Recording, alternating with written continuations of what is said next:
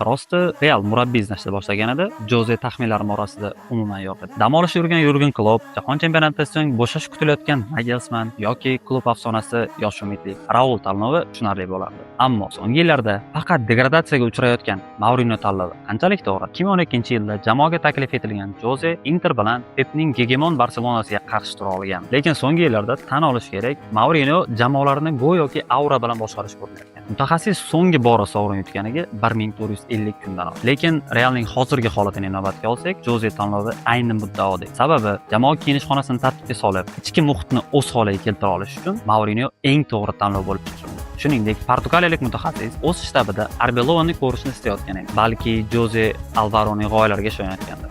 Oldindan taxmin bildirish qiyin, lekin Joze Madridga qaytib, futbolchilarga o'z o'rnini ko'rsata olsa, jamoadagi yulduzlar o'yinlarni bemalol o'zlari hal qila oladi. Xuddi Carlo Ancelotti davridagidek. Voqealar rivojini birgalikda kuzatishni istasangiz, menga obuna bo'ling.